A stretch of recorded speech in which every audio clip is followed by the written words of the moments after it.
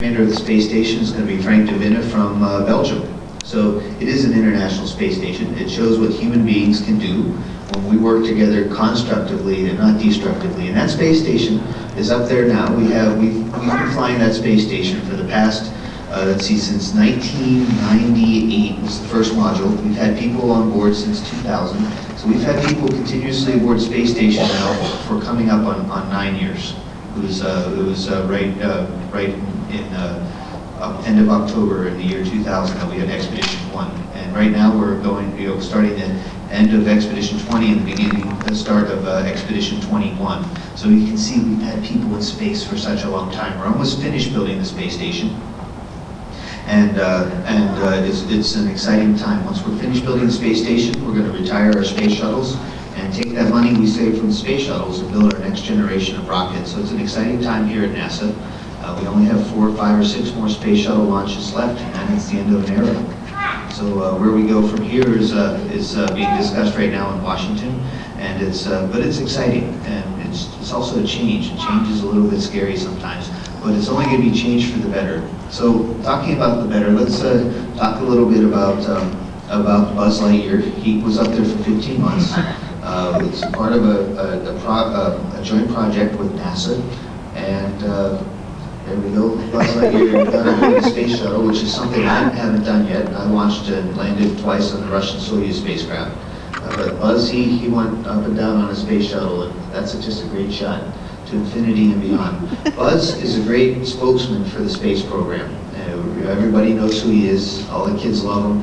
Kids of all ages, I mean. But also, Buzz did go fly in space. He did go to the International Space Station. So he's no longer just a cartoon. He's no longer a great character that we all love. But he's somebody that did something on our space station. And what I mean is our space station. It's the International Space Station.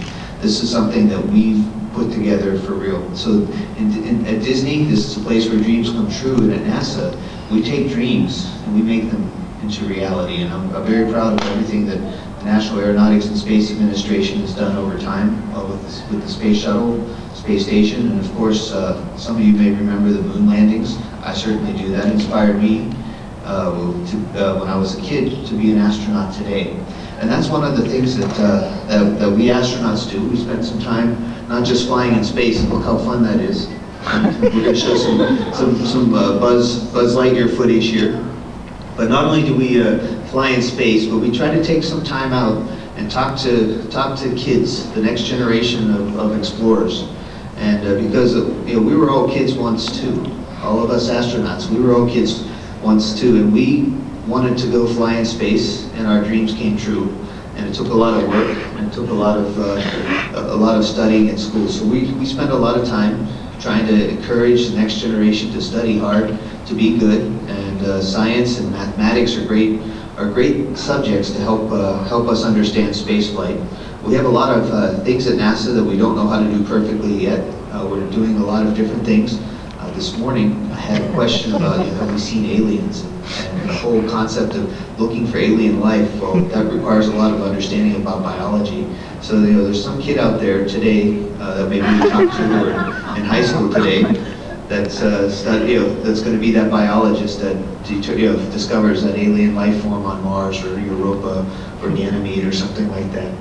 But in the meantime, you can see that Buzz was a great crew member. This was the STS-124 crew, as well as the Expedition 17 crew when Buzz first came up. We introduced him, and you can see we're at a place that's really special to us. We, as crews aboard the space station, we spend a lot of time each day eating our meals together. During the day, we're all busy doing our different things. But Buzz came and joined us for dinner one day, and you can see it's kind of crowded. It's cramped quarters, but we definitely enjoy the camaraderie of at the end of a hard day, spending some time with your friends. Now you look at Buzz there, and he's spinning and floating. But out there's some mathematician that can actually predict his movement and understand the equations of motion that are governing Buzz floating like that. That same mathematician actually is the same guy or gal that programs the computers probably at Pixar make Buzz look even more realistic for the next film, which I understand is coming out pretty soon. So that's it's pretty neat how NASA, what we do here in space, and what happens at Disney. So Buzz is a great spokesman. So I'm going to actually stop talking in just a few seconds. You got to see this footage. We really haven't shown it outside before, so you guys are among the first to see Buzz's adventures in space. We're going to, it's going to show up on a few websites in the future, but that was just kind of the raw footage that we took aboard the space station. NASA today has announced for school kids 2 new programs. One is to design a mission patch. I mentioned earlier we have Expedition 18 patch, and I also have my Soyuz patch here from my launch. And usually we have special graphic designers design it, but we're going to have a contest for kids out there to design their own patch. And the best patch will get a chance to go fly in space, and then the winning kid will get a copy of, get that patch that flew in space. And it's kind of tricky though, because they have to write a 100-word essay. It's like, oh boy, what's this writing have to do with flying in space? Well, communication is really important.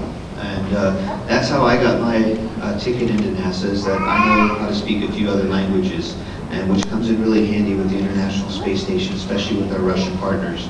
And that's another message we give to the kids, is that studying new languages and new cultures is really a valuable skill. And all these skills can help, maybe it helps NASA, maybe it helps, just helps these kids get their just become better citizens, but either way, it's still really good for everyone. So so communication is important. So whoever designs that patch has to write a 100-word essay on why they describing the patch.